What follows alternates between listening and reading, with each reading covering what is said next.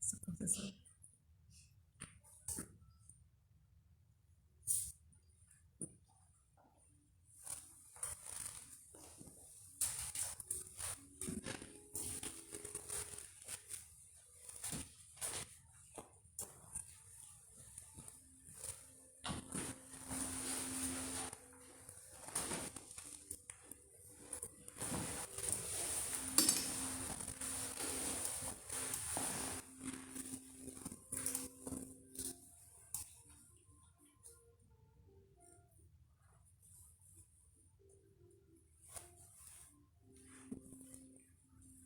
Boa tarde a todos.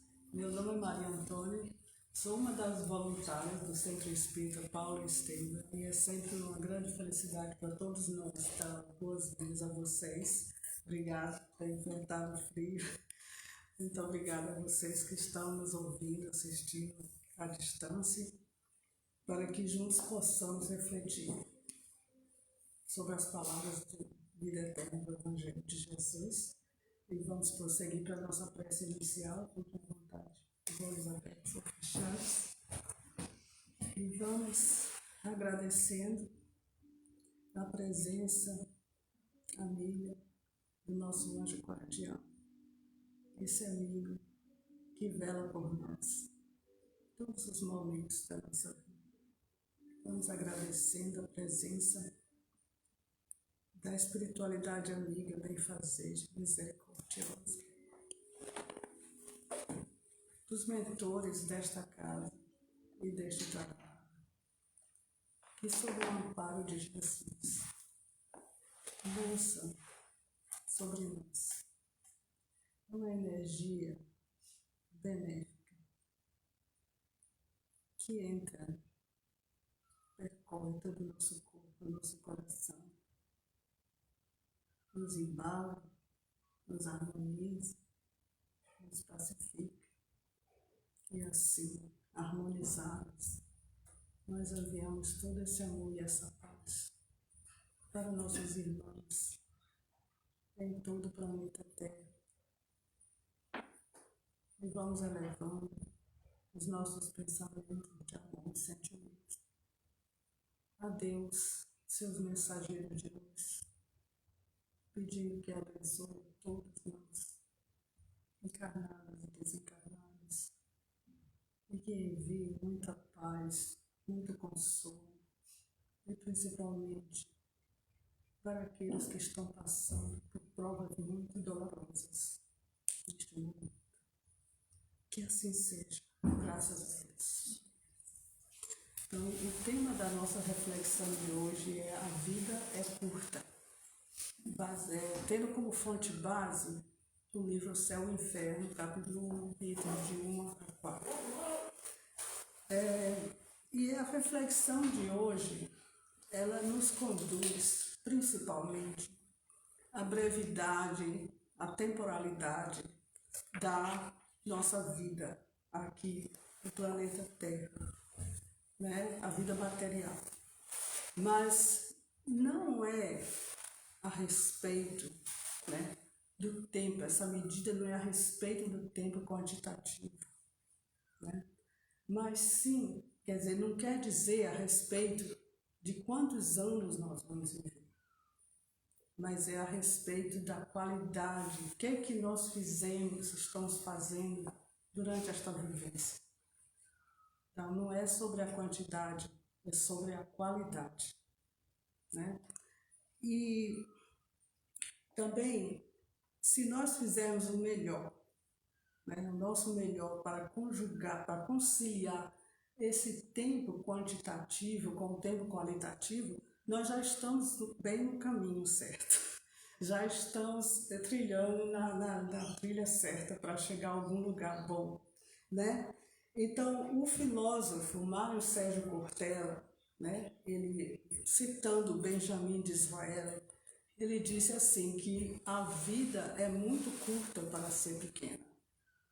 Então, quer dizer que nesta labuta, então ele explica o seguinte, que nesta labuta, nessa luta, para conseguir o fundamental que nós consideramos, né, para a condição de vida que a gente quer chegar, nós não podemos esquecer o essencial. Então, o essencial é aquilo que faz com que a vida tenha sentido, né? Então, o essencial, ele explica que é geralmente a parte que é esquecida, que é negligenciada. Porque a gente fica tão ali, né, pensando no fundamental, em tudo, que a pessoa termina, às vezes, esquecendo dessa parte, que é a essencial na nossa vida. Então, para que nós ficamos assim, sintonizados com essa ideia do essencial, né, nós temos que cultivar o senso, o espírito de gratidão. Nós temos que, a primeira coisa ao amanhecer, quando a gente acorda, é já agradecer a Deus pela dádiva daquele dia. Parece chavão, mas o presente, que chama o dia presente, é um presente mesmo.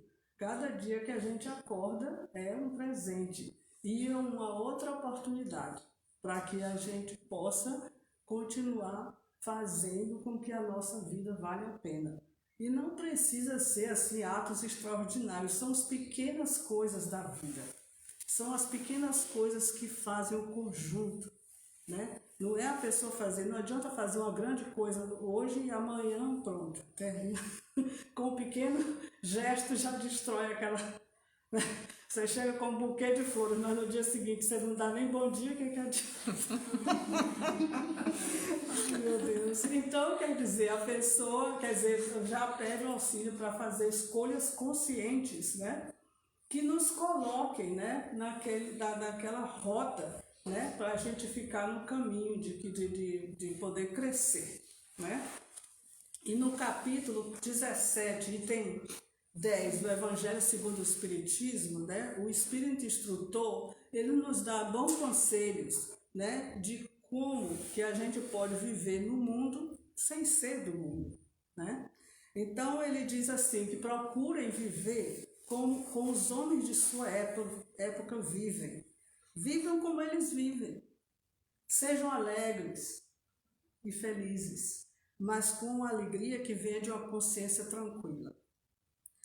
A virtude não consiste em assumir um aspecto severo e sombrio, rejeitando os prazeres que a condição humana permite.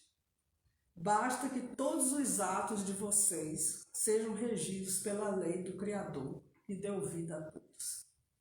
Então, quer dizer que é sobre manter um equilíbrio, né? Um equilíbrio saudável na nossa vida, né? Trazer a espiritualidade para o nosso dia a dia é como diz o texto evangélico. Não significa rejeitar os prazeres, né, que a condição humana permite. Basta que a gente não esqueça, né, que a gente se lembre que os nossos valores espirituais têm que ser a nossa bússola, né? Que é porque nós somos seres espirituais vivendo uma experiência encarnatória aqui na Terra, mundo de provas e expiações. Então, o nosso propósito básico aqui é para eliminar as nossas más tendências e cultivar valores morais, conquistas morais. É isso que é o nosso projeto básico. E quando Jesus dizia que o reino dele não era deste mundo, né? E sendo Jesus o caminho, a verdade e a vida, ele já estava dizendo que o mundo espiritual é o verdadeiro mundo. Quando ele diz, eu sou o caminho, a verdade e a vida eterna. Então, é de lá que nós viemos e é para lá que a gente vai retornar. Então, assim, a pessoa deve entender que o corpo físico, que deve ser muito bem cuidado, com muito carinho, que se existe é porque é um instrumento do Espírito. É um instrumento do Espírito. Assim como o mundo espiritual é um meio para a nossa evolução. Então, nós temos, por exemplo, se a gente colocar o mundo material, né? Vamos dizer, coloca o mundo material como um fim em si mesmo, nós estamos, né, nos afastando, nós estamos fazendo uma inversão de valores, uma mudança de paradigma que vai nos distanciar do nosso propósito existencial. Porque nosso propósito existencial quer dizer, é só para a gente crescer aqui, é uma passagem, né? Então, o psiquiatra Viktor Frankl, que ele sobreviveu a 4 campos nazistas, e ele também escreveu o primeiro livro dele, O Homem em Busca de Sentido, em 1945, logo depois, né, que ele conseguiu o último campo, né? Então, uma das observações dele sobre o sentido da vida, ele diz: o que se faz necessário aqui é uma reviravolta em toda a colocação da pergunta pelo sentido da vida. Precisamos aprender e também ensinar pessoas em desespero que, a rigor, nunca e jamais importa o que nós ainda temos que esperar da vida. E sim, o que a vida espera de nós? É esta a pergunta. O que a vida espera de nós? Então, ele também ressalta que nós devemos fazer da transitoriedade da vida um incentivo, né, para realizar ações perante a vida. Quer dizer, adotando atitudes que são positivamente transformadoras. Muito, muito, muito importante. Então, uma atitude positivamente transformadora, eu creio, é trabalhar em nosso autoconhecimento, tá? Porque toda transformação, toda mudança que a gente quiser fazer, esse é o ponto de partida. A gente só pode mudar o que a gente conhece, né? Se eu vou mexer numa máquina que eu não tenho a menor ideia, então como é que eu vou? Não sei nem onde começar. E nós temos também a tendência a sempre querer estudar o outro, né? Conhecer o outro. A gente coloca um enorme esforço em saber como é que aquela pessoa é. Já começa olhando o perfil delas, onde elas estiverem. Vão olhar, vão cutucar, fuçar, saber como é que eu fico em relação àquela pessoa, como é a minha postura. E que tal com relação a nós mesmos? Então, a gente vai de tanto olhar no outro, esquece de si. E é ali que começa a história, né? Que a gente se perde, né?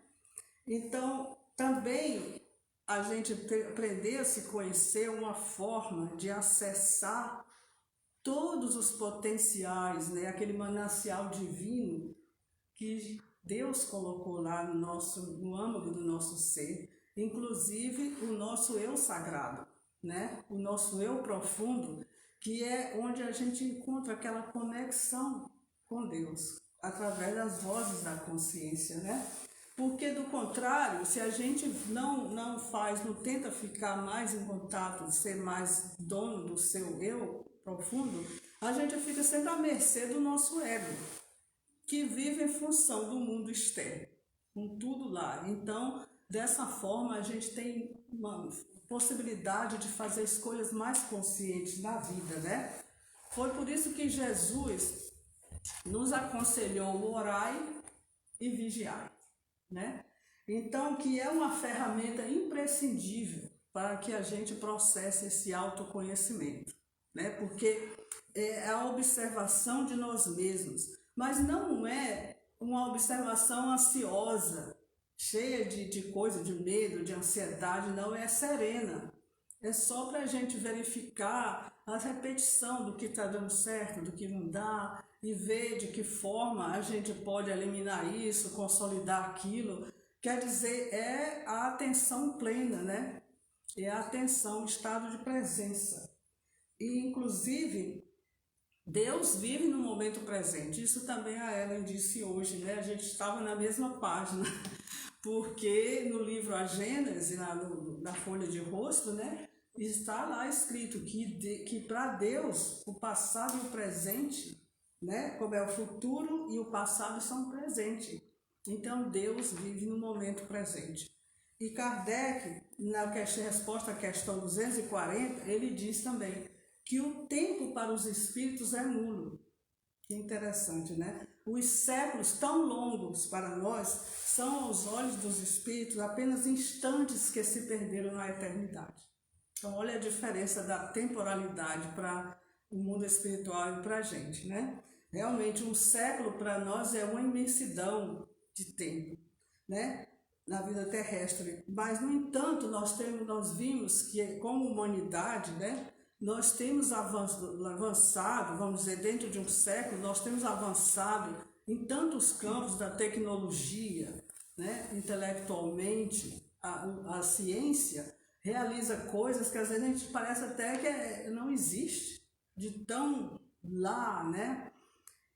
Mas quando a gente vê o progresso moral, ainda está milimétrico, né? Parece assim, a gente tem a impressão, já estamos ouvindo aí que a transição está acontecendo e realmente nós temos avançado moralmente, com certeza, isso é inegável, mas é que ainda existem coisas que não poderiam estar acontecendo mais, mas ainda estão aí.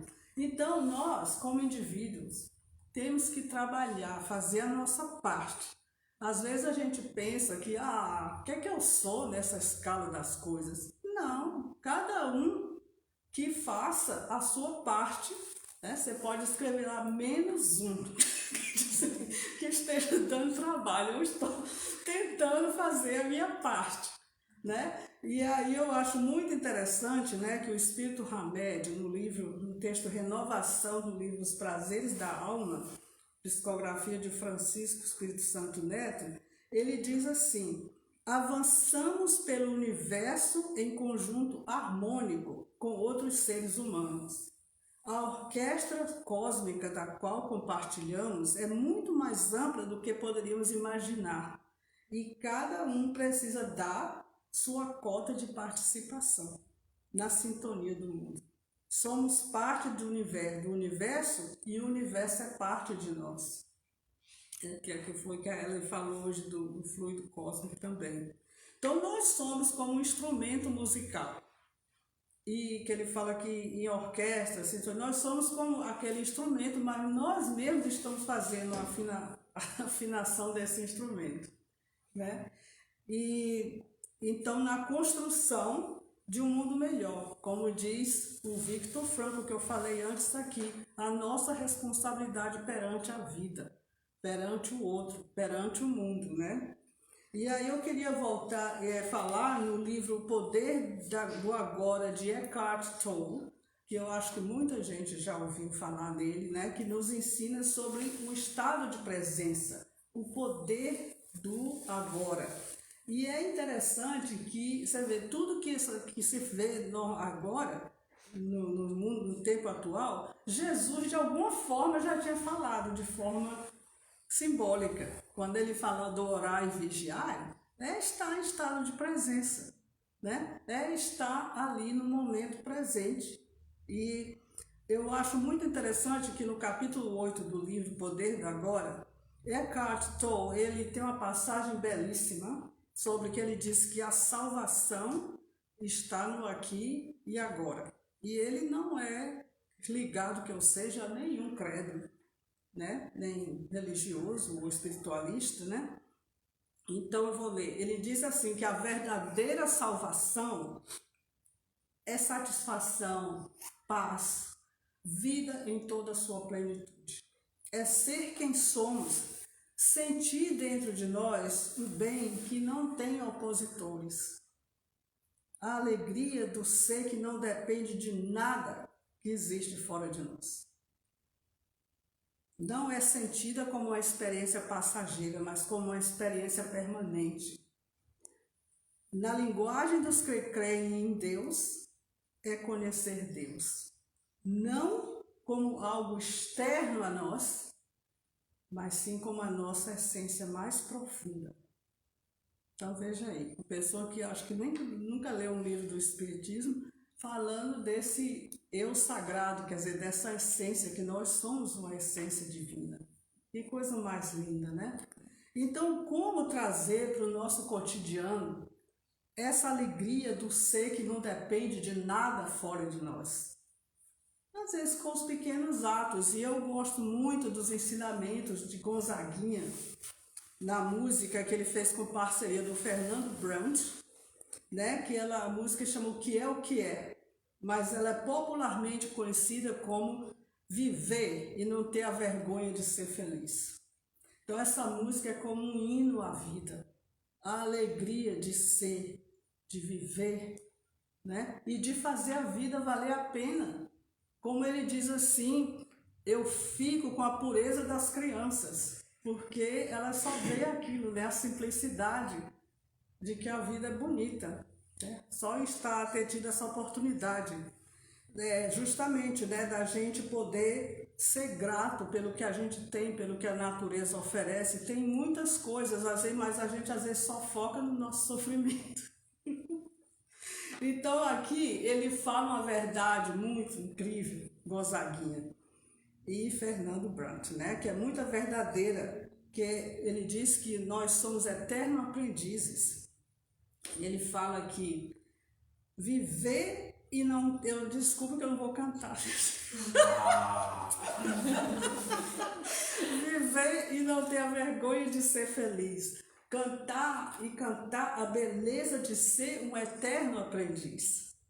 E é isso que nós somos. Nós somos eterno aprendiz, porque o verdadeiro sentido da vida é a busca do aprendizado visando a nossa evolução.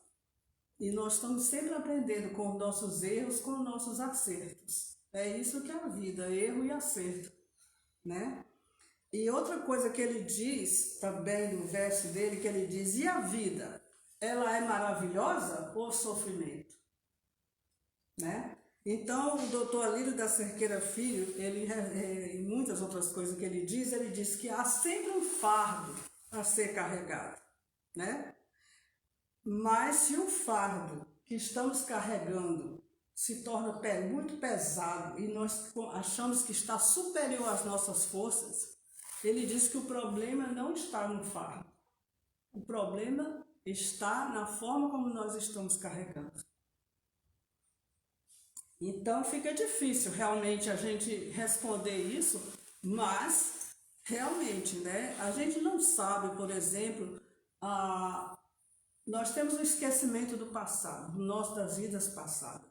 Nós não sabemos, assim, qual era o nosso programa reencarnatório, porque nós tínhamos um planejamento de reencarnar, mas ninguém vem com cola. Você tem que provar que realmente mudou, que está aí justamente para lidar, né? Então o que a gente tem que fazer é recorrer, né, para ser resiliente, né? Para ter a aceitação, não uma aceitação de comodismo, mas uma aceitação de ver como é que a gente faz, que nem o rio. O rio ele não luta contra a rocha, ele contorna.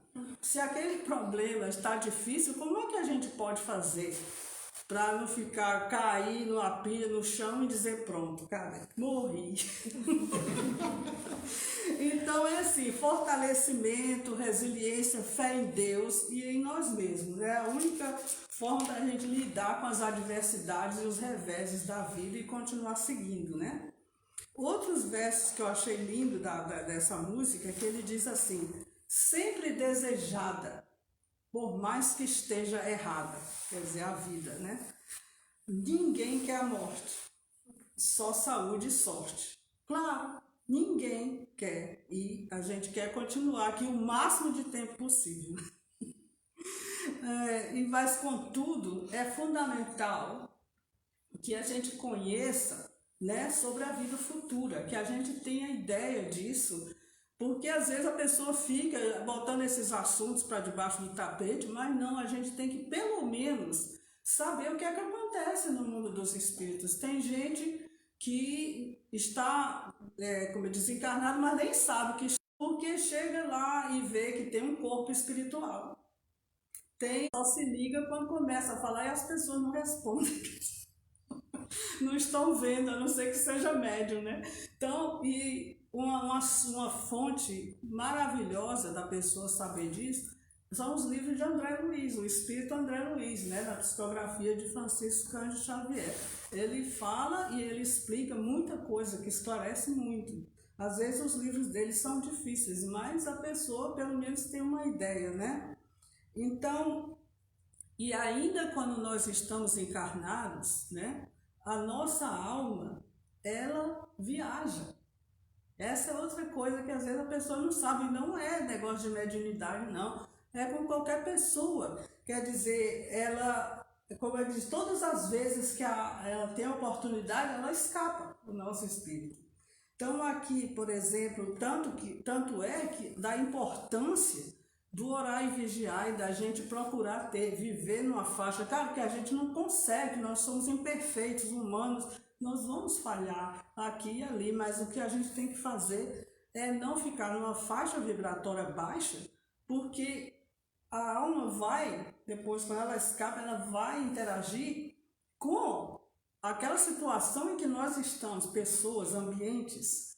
Então, tanto é que a pessoa recomenda que a pessoa, antes de dormir, ore para o seu anjo de guarda, né? Tentar ajudar para que, se o seu espírito vai, viaja, que seja para lugares edificantes, com pessoas e coisas que vão nos trazer um aprendizado para melhor, né? E no livro dos Espíritos ele explica um pouco essa situação da alma viajar, se desprender. Fala assim, na questão 401, Kardec pergunta: durante o sono, a alma repousa como o corpo? Aí ele diz, o espírito responde: não, o espírito nunca fica inativo. Durante o sono, os laços que o prendem ao corpo se relaxam. Quer dizer, ainda há, gente, um cordão que segura, né? E como o corpo não precisa do espírito, o espírito percorre o espaço e entra em relação mais direta com outros espíritos. E esses espíritos não são necessariamente espíritos desencarnados, também com espíritos encarnados, através de sonho, essas coisas. E na questão 407, Kardec pergunta: o sono completo é necessário para a emancipação do espírito? Que a emancipação é justamente essa saída, essa libertação. Aí eles dizem: não, o espírito recobra a sua liberdade quando os sentidos se entorpecem. Ele aproveita de todos os momentos que o corpo lhe concede. Desde que haja debilidade das forças vitais, o espírito se desprende.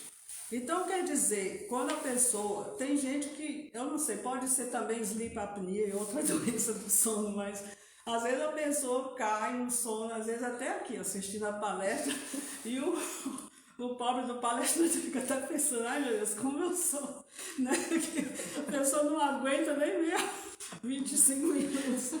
Mas é isso, a gente pode, né? Porque assim, eu mesmo, gente, por incrível que pareça, também a idade, talvez, não sei, mas eu às vezes me surpreendo dormindo no evangelho no lar. Eu faço o evangelho sozinha. E aí tem dia que quando eu acordo já passou uns 20 minutos daquilo que eu tinha começado. Então eu não sei se é a idade ou se eu viajei. De alguma forma eu faço, o espírito viajou, né? Então é isso, né? A gente tem então que vamos partir para a conclusão, né? Voltando da vivência da vida do momento presente, que é o único momento, a situação concreta, porque nunca se sabe sobre o dia de amanhã, né? Então a gente tem que viver o hoje, que é a única realidade que nós temos em cada minuto, mas sem ansiedade, sem nada. Jesus diz aqui: andai enquanto tendes luz. Ele não fala para correr, ele fala para andar, porque precisa de serenidade. Se a gente não tiver serenidade, não procurar ter, a gente não consegue pensar ou ver as coisas de forma consciente. Age sob impulso, e aí a gente cai nos braços do ego, do inconsciente, todos esses aí, né? E para a gente também praticar realmente o que a gente fala quando diz a oração do Pai Nosso, assim na terra como no céu.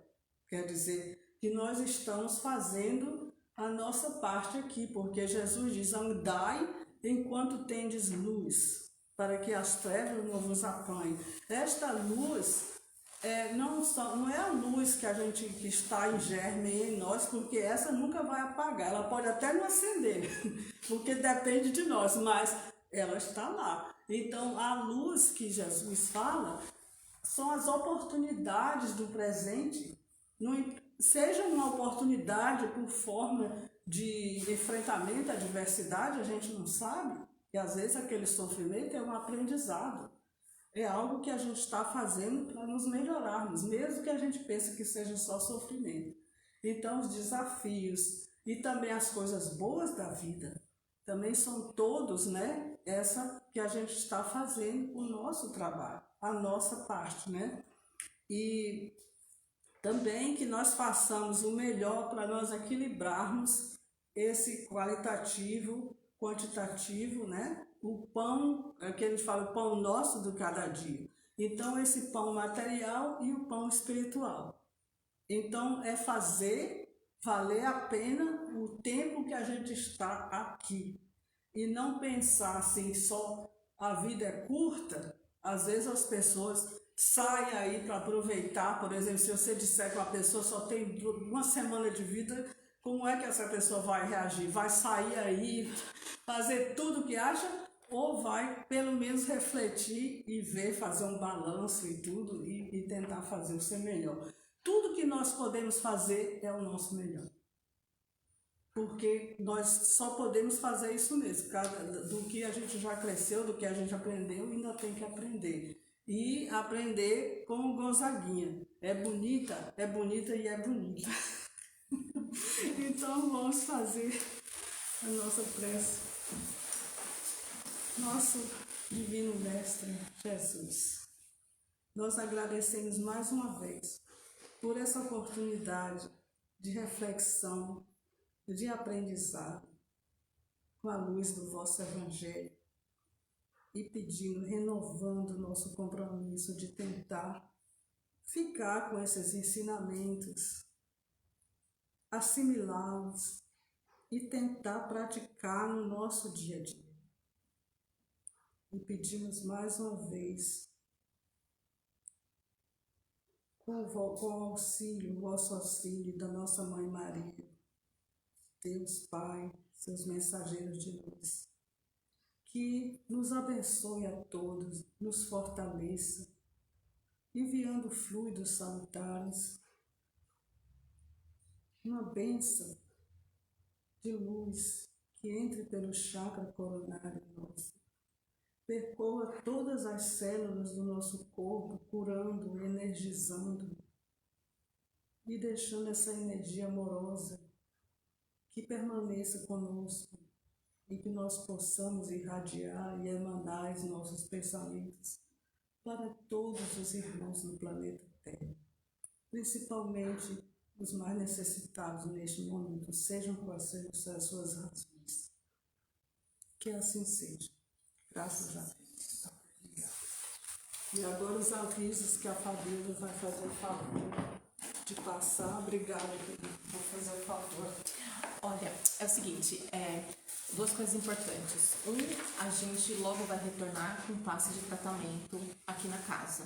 Então, a gente ainda não está fazendo, vocês vão ver que a gente vai encerrar as nossas atividades agora, mas a gente está trabalhando internamente com os nossos voluntários e logo vão voltar a passe de tratamento também. Então, quem tem vontade de fazer tratamento espiritual, já começa a se planejar. Quem está acompanhando só pela live, não está vindo aqui, ou quem já está aqui, fica de olho. A gente vai avisar no final da palestra, quando a gente for começar a data certinho, também vai avisar nas redes sociais, mas já comecem a se programar para vir, para fazer tratamento espiritual. Muito em breve a gente vai liberar. No que consiste a preparação? A gente, só como eu tô na live, eu te explico já. A segunda coisa que eu queria dar um recado para vocês é que a festa junina da Brisa vai ser no dia 6 de agosto. E a gente está querendo participar com a barraca de doces.